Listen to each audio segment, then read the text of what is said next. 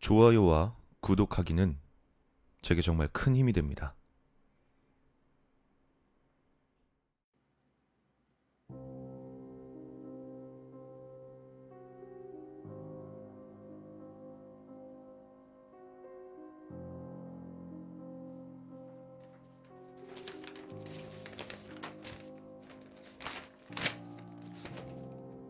그러니까 선생님 말씀대로면 왼쪽 시체의 지문이 오른쪽 시체의 외상 부분에 남아있단 말씀이시죠? 근데 이 사망 추정 시간이 왼쪽 시체가 몇 달쯤은 더 빠르다.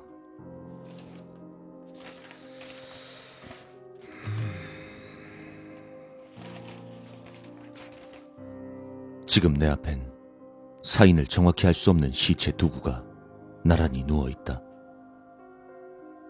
몇 달 전에 죽은 시체의 지문이 최근 죽은 시체의 외상에 남아있다니 상식적으론 잘 납득이 안 갔지만 난 머리를 최대한 굴려 퍼즐들을 하나하나 맞춰갔다. 그리곤 가능한 논리적인 선에서 의사에게 말했다. 근데 말입니다. 이거 제가 잘 몰라서 그러는데 둘이 원한 관계였던 정황 증거도 있으니까 이 왼쪽 시체가 살아있었을 때 오른쪽 시체를 죽이고 좀 더 빨리 부패했을 가능성도 있지 않겠습니까? 아니, 그건 절대 아니야. 이 부패율을 감안한다고 해도 말이지, 왼쪽 시체는 적어도 30일 정도는 지난 시체야. 그리고 이 오른쪽은 아무리 많이 봐줘도 이틀 정도 지난 시체고. 그 말에 난 다시 생각에 잠겼다. 그리고 의사는 이어서 말했다. 이게 아무리 생각해도 이상하단 말이야. 이 왼쪽 시체는 수십 차례 찔린 칼자국에 물고문에 폭행의 흔적까지 있었어. 근데 이 지문은 전혀 없었고, 오른쪽 시체 역시 난도질당한 상태야. 근데 온몸에서 왼쪽 시체에 지문이 나오고 있어. 이 왼쪽 시체가 죽였다고 보는 게 맞겠지. 뭐 제3자의 개입 가능성도 없으니 말이야.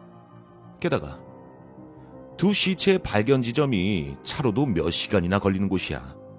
그렇다는 건 결국 몇 달 전에 죽은 시체가 살아나서 사람을 잔인하게 죽이고 차로 몇 시간이나 걸리는 거리를 이동하고 다시 죽었다는 얘기가 되는데, 글쎄, 이건 아무리 생각해도 법의학적 넌센스지. 그 말을 들은 나도 어느 정도 정리가 되었다. 허나 상식, 그놈의 상식적으론 도저히 이해가 되지 않았다. 벌써 세 번째 부검인데 아무리 찾아봐도 제3자의 개입은 없었고, 오른쪽 시체는 이상할 정도로 왼쪽 시체의 지문밖에 없었다. 마치 일부러 남겨놓은 것처럼. 가만히 있자. 왼쪽 시체에 직접 찾아가서 시체의 손에 칼을 쥐어주고 자신을 수십 차례 찌른 다음 차를 타고 와서 죽었나? 아니, 역시 말이 안 된다. 오른쪽 시체는 발견 당시 엄청난 출혈과 장기 손상 그리고 부종 등이 관찰되었기 때문에 불과 몇 분도 버티지 못했을 것이다. 죽은 시체를 살려 물어볼 수도 없는 노릇이고 답답한 상황이었다. 아쉬움이 많이 남았지만 더 이상 알아낼 수 있는 것이 없었다.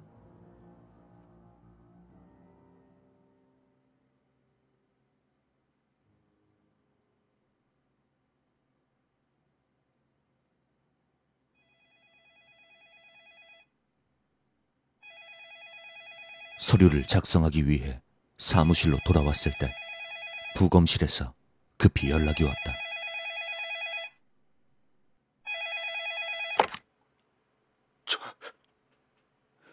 형사님, 시체가 없어졌습니다.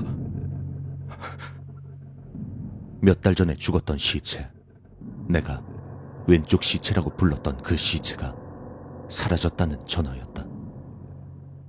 부검실에서 시체가 없어진다니 어이가 없는 말이었다. 누군가 침입해서 훔쳐갔다고 생각하긴 힘들었다. 부검실의 관리 체계가 그렇게 허술할 리 없었다. 일단 나는 의자에 걸려있던 가죽 점퍼를 황급히 걸치고 부검실로 불이 나게 달려갔다. 부검실에 도착한 난 맨 먼저 담당 경비들에게 소리쳤다. 이게 지금 대체 무슨 상황입니까? 아니, 부검실에서 시체가 없어지다니요. 대체 관리를 어떻게 하는 거예요? 죄송합니다. 저희가 전부 자리를 지키면서 계속 감시하고 있었는데 이 당초의 이유를 모르겠습니다. 정말 죄송합니다. 죄송하다고 될 일입니까, 이게? 거짓말입니다. 저희 모두 분명 봤습니다. 썩어 문드러진 시체가 멀쩡히 두 발로 일어나서 부검실 나간 거요. 시체가 나가다니 무슨 말도 안 되는 소리를 하고 있어. 형사님, 신경 쓰지 마십시오. 그게 상식적으로 가당키나 한 얘기입니까? 분명 저희가 뭔가를 잘못 봤겠지요. 다른 뭔가가 있을 겁니다. 조사를 하다 보면 분명 다른 뭔가가, 조사를 조금만 더 해보면 다른 뭔가가 분명히. 경비원들 모두가 사색이 되어 있었다. 모두가 귀신이라도 본 듯한 표정을 하고 있었다. 나는 그들을 진정시키기 위해 말했다. 그래요. 뭔가 헛것을 봤겠죠. 아마 누가 침입한 걸 착각했을 수도 있을 것 같습니다. 우리 잘잘못은 나중에 따지고 급한 불부터 끕시다. 전 관할 파출소와 서해 지원 요청할 테니까 여러분들은 혹시 다른 시체들은 괜찮은지 그것부터 확인 부탁합니다. 경비원들은 내 말이 끝나기도 전에 일사불란하게 움직였다. 미쳐버릴 것 같은 상황이었지만 애써 뛰는 가슴을 두드리며 최대한 침착하게 행동했다. 그러다 문득 머릿속에 한 생각이 스쳐 지나갔다. 상식적? 상식이라. 그래, 이건 비상식적인 사건이었다. 난 그동안 상식적인 상황과 상식적인 살해 동기, 상식적인 부검 결과로 모든 범죄를 해결해 나갔다. 허나 이런 비상식적인 일은 상식이 통하지 않을 것이다. 난 생각하는 방식을 바꾸기로 했다. 그러자 불현듯 같이 있던 오른쪽 시체에 생각이 미쳤다. 오른쪽 시체는 마침 오늘 다른 관할 부검소로 옮겨졌었다. 왠지 모르지만 직감적으로 왼쪽 시체가 사라진 것과 뭔가 연관이 있을 것 같았다. 난 급히 차에 시동을 걸고 거친 도로를 내달렸다.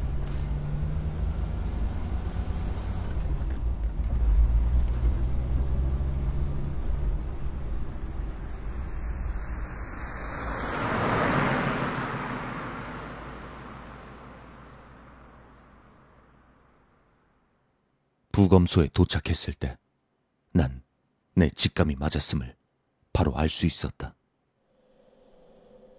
지나치게 조용한 부검소 안엔 관리인들이 피를 흘리며 쓰러져 있었다. 난 그 중에서 아직 의식이 있는 것 같은 사람을 발견할 수 있었다. 이봐요. 정신 좀 차려봐요. 무슨 일입니까? 이거 어떻게 된 거예요, 이거? 시체가...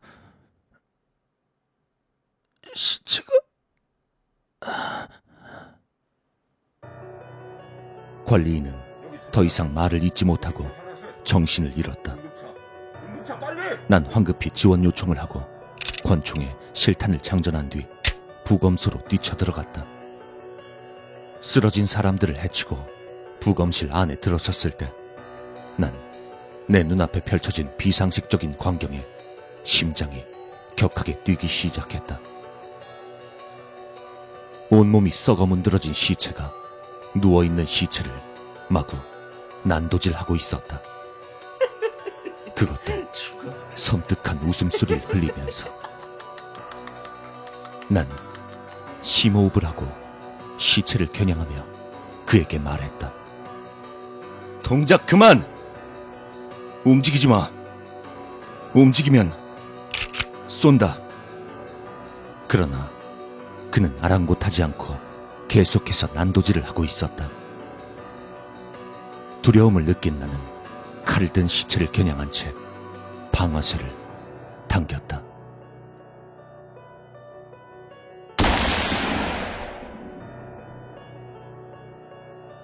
가슴팍에 총탄이 명중한 시체는 그대로 쓰러졌다. 그리곤 천천히 입을 열었다. 형사님은 상식을 믿으십니까?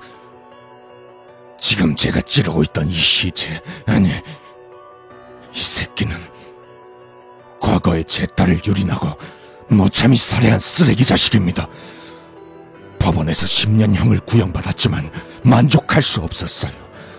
판사고 검사고 다 갈아엎고 이 자식을 제 손으로 죽여버리고 싶었습니다. 하지만 그렇게 하지 못했죠. 잠시간의 침묵이 있은 뒤 말이 이어졌다. 그런데 진짜 문제는 몇 달 뒤에 일어났습니다. 도저히 상식적으로 이해할 수 없는 그 사건이 일어난 거죠. 이놈이 탈옥을 하고 저에게 복수를 하겠다고 찾아온 겁니다. 아시겠습니까? 복수라고요. 가해자는 이 새끼인데 말입니다. 처음엔 택배인 줄 알고 문을 열어줬지만 돌아온 건 엄청난 난도질이었습니다. 그것도 모자랐는지 아직도 숨이 붙어있던 저를 물에 빠뜨려 익사시켰죠. 그리곤 낄낄거리면서 유유히 밖으로 나갔습니다. 이 쓰레기 같은 새끼. 그의 썩어 문드러진 얼굴이 분노로 일그러졌다. 그런데 말입니다. 신께선 절 버리지 않으셨나 봅니다. 시간이 얼마나 지났는지 모르겠지만 전 눈을 떴습니다. 분명 전 죽었는데, 분명히 죽었는데 살아있었습니다. 그것도 멀쩡히, 아주 멀쩡히요. 숨을 쉬지 않아도 생생하게 살아있음이 느껴졌고 장기가 썩어 문드러져도 아프지가 않았습니다. 몸은 날아갈 듯이 가벼웠고요.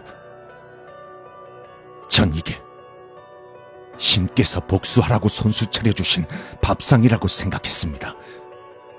재빨리 칼을 들고 그놈을 죽이려 움직였죠. 전혀 지치지도 힘들지도 않았습니다. 이놈을 죽일 수 있다는 사실이 그저 기쁠 뿐이었죠. 그렇게 이 녀석이 숨은 곳까지 찾아갔고 이 녀석이 지 애인인 줄 알고 문을 열어줬을 때 놈의 목과 눈, 심장, 배, 다리를 미친 듯이 찔러댔습니다.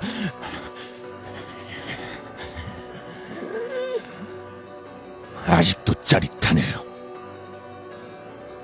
그러던 와중에 밖에서 인기척이 난 겁니다. 전 아쉬웠지만 우선 자리를 피했습니다. 주변을 돌아다니다 보니 경찰이 움직인 것 같이 주변이 시끄러워졌습니다.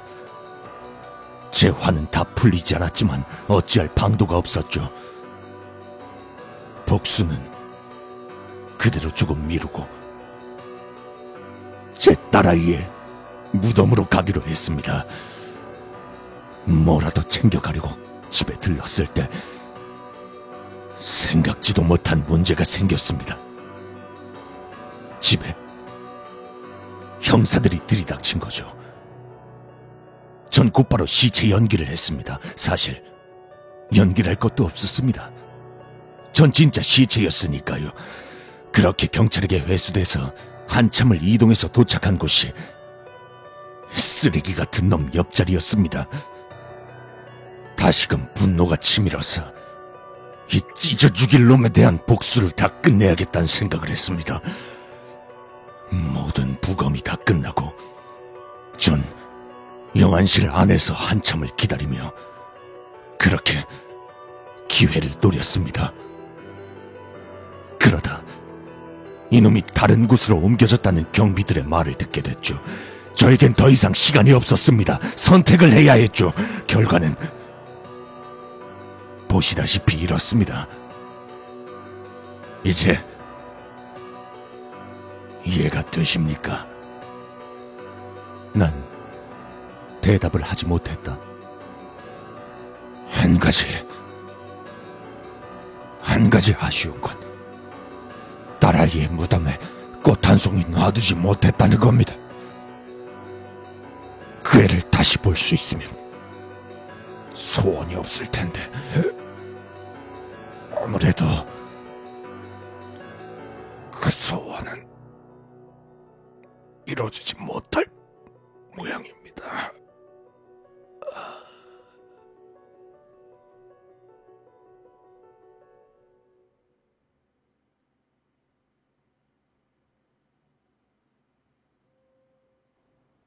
시체는 그 말을 끝으로 모든 움직임이 멈추었다. 그의 얼굴은 기쁨, 환희, 분노, 슬픔이 모두 담겨져 있었다. 곧이어 동료 경찰들과 형사들이 들이닥쳤다. 사건은 결국 미결 사건으로 남게 되었다. 상식선에서 설명할 수 있는 부분이 전혀 없었으니 어찌 보면 당연한 결과였다. 난 그 남자의 딸 무덤 앞에 꽃송이를 놓으며 그의 마지막 말을 떠올렸다. 딸을 다시 보고 싶다는 그의 말. 상식적으로 죽은 사람이 서로 만날 순 없을 것이다. 하지만 난 그가 딸과 다시 만났을 거라고 생각한다. 이 세상은 생각보다 비상식적이니까.